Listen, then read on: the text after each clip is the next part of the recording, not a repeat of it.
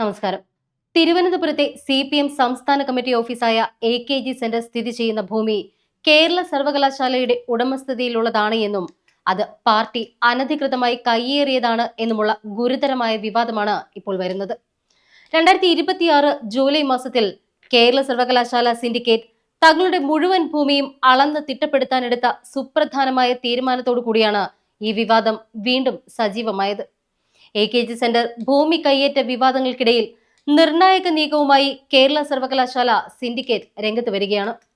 സർവകലാശാലയുടെ ഉടമസ്ഥതയിലുള്ള മുഴുവൻ ഭൂമിയും അടിയന്തരമായി അളന്ന് തിട്ടപ്പെടുത്താൻ സിൻഡിക്കേറ്റ് യോഗം തീരുമാനിച്ചു. സർവകലാശാല ഭൂമിയിൽ പലയിടത്തും അനധികൃതമായ കയ്യേറ്റങ്ങൾ നടന്നിട്ടുള്ളതായി ശ്രദ്ധയിൽപ്പെട്ട സാഹചര്യത്തിലാണ് ഈ കർശനമായ നടപടി എന്നാണ് അധികൃതരുടെ വിശദീകരണം. ഈ നിയമ പോരാട്ടം നടത്തുന്ന സേവ് യൂണിവേഴ്സിറ്റി ക്യാമ്പയിൻ കമ്മിറ്റി നേതാവ് കൂടിയായ സിൻഡിക്കേറ്റ് അംഗം RS ശശികുമാറാണ് യോഗത്തിൽ ഈ നിർദ്ദേശം വെച്ചത്. CPM അംഗങ്ങൾ ഉൾപ്പെടെ ആരും തന്നെ ഇത് എതിർത്തില്ല.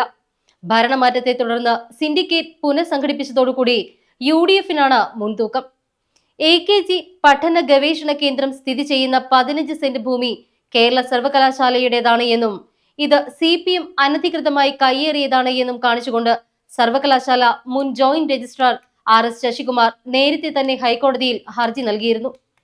AKG സെന്ററിനോട് ചേർന്നുള്ള പുറമ്പോക്ക് ഭൂമിയും സർവകലാശാലയുടെ സ്ഥലവും ഉൾപ്പെടെ ആകെ 55 സെന്റോളം ഭൂമി ഇത്തരത്തിൽ കയ്യേറിയിട്ടുണ്ട് എന്നും ഇത് അടിയന്തരമായി ഒഴിപ്പിക്കണം എന്നുമാണ് ഹൈക്കോടതിയിലുള്ള ഹർജിയിലെ പ്രധാനപ്പെട്ട ആവശ്യം. ഭൂമി കയ്യേറ്റ പരാതിയിൽ തൽസ്ഥിതി അറിയിക്കാൻ നിർദ്ദേശിച്ചുകൊണ്ട് ചാൻസലർ കൂടിയായ ഗവർണർ നൽകിയ കത്ത് ഇന്നലെ സിൻഡിക്കേറ്റ് യോഗത്തിൽ വന്നപ്പോൾ കോടതിയിലിരിക്കുന്ന വിഷയത്തിൽ ചർച്ച വേണ്ട എന്ന് CPM അംഗങ്ങൾ പറഞ്ഞു. അത് അംഗീകരിച്ചെങ്കിലും സർവകലാശാലയുടെ ഭൂമി അളന്ന് തിട്ടപ്പെടുത്തണം എന്ന നിർദ്ദേശം പിന്നാലെ ഉയർന്നു. അധ്യക്ഷത വഹിച്ച വൈസ് ചാൻസലർ ഡോക്ടർ മോഹനൻ കുന്നുമലും അതിനെ പിന്തുണച്ചു. പാളയത്തെ ആസ്ഥാനത്തിന് പുറമെ സർവകലാശാലയുടെ ഉടമസ്ഥതയിലുള്ള യൂണിവേഴ്സിറ്റി സ്റ്റേഡിയം, PMGയിലെ university students centre, Kariavattom campus, ആക്കുളത്തെ ഭൂമി എന്നിവയും അളന്ന് കയ്യേറ്റമുണ്ടോ എന്ന് കണ്ടെത്താനാണ് നീക്കം. ഇതിനുള്ള നടപടികൾ വൈകാതെ തന്നെ ആരംഭിക്കും. 1977 കോൺഗ്രസ് നേതൃത്വം നൽകുന്ന സർക്കാരിന്റെ കാലത്താണ് AKGക്ക് സ്മാരകമായി പഠന ഗവേഷണ കേന്ദ്രം നിർമ്മിക്കാൻ സർവകലാശാല ആസ്ഥാനത്തെ ഭൂമിയിൽ നിന്ന് 2 തവണകളായി 34 സെന്റ് അനുവദിച്ചത്. ഇത് പിന്നീട് CPMന്റെ ആസ്ഥാന മന്ദിരമായി. അനുവദിച്ചതിലുമേറെ ഭൂമി കയ്യേറി എന്നാണ് പാർട്ടിക്കെതിരായ പരാതി.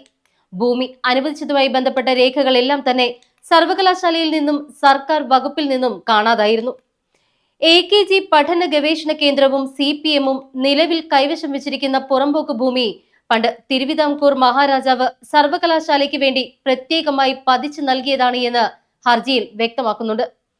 ഈ ഭൂമിയിൽ CPM-ന് യാതൊരു വിധത്തിലുള്ള നിയമപരമായ അവകാശങ്ങളുമില്ല. അടുത്ത കാലത്ത് AKG സെന്റർ ഇതിനു സമീപം നിർമ്മിച്ച പുതിയ വമ്പൻ കെട്ടിടത്തിലേക്ക് മാറ്റിയിരുന്നു. VD സതീശൻ സർക്കാർ അധികാരത്തിലെത്തിയതിനു ശേഷം പുതിയ അംഗങ്ങളെ നിയമിച്ചതോടുകൂടിയാണ് സിൻഡിക്കേറ്റിൽ UDF-ന് ഭൂരിപക്ഷമായത്. ഭൂമി അനുവദിച്ചതുമായി ബന്ധപ്പെട്ട ഫയൽ ആർക്കൈവ്സിൽ ഇല്ല എന്ന വിവരാവകാശ രേഖയും പുറത്തുവന്നു.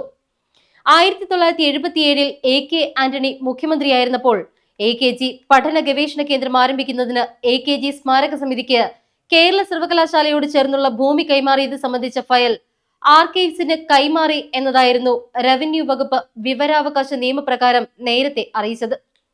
ആർക്കൈവ്സ് എന്ന് പറഞ്ഞാൽ ചരിത്രപരമോ സാംസ്കാരികമോ ഔദ്യോഗികമോ ആയ പ്രാധാന്യമുള്ള പഴയ രേഖകളും വിവരങ്ങളും ദീർഘകാലത്തേക്ക് സുരക്ഷിതമായി സൂക്ഷിച്ചു വെക്കുന്ന സ്ഥലത്തെയോ ഡിജിറ്റൽ സംവിധാനത്തെയോ ആണ് ആർക്കൈവ്സ് എന്ന് പറയുന്നത്. ഔദ്യോഗിക വിവരങ്ങൾ ഭാവി തലമുറയ്ക്കായി പരിശോധിക്കാനും പഠിക്കാനും ഇവ ഉപയോഗപ്പെടുത്തുന്നു. കേരളത്തിന്റെ ചരിത്രരേഖകളും പുരാരേഖകളും സംരക്ഷിക്കുന്ന വകുപ്പ്. ഇപ്പോൾ ഫയലുകൾ ആർക്കൈവ്സിൽ ഇല്ല എന്നാണ് വിവരാവകാശ രേഖ. എങ്കിൽ പിന്നെ അതെവിടെ പോയി? ഇടതുപക്ഷ സർക്കാരിന്റെ കാലത്താണ് ഈ ഫയലുകൾ അപ്രത്യക്ഷമായത് എന്ന ആക്ഷേപമുയരുമ്പോൾ ഇതിന് മറുപടി പറഞ്ഞേ മതിയാകൂ.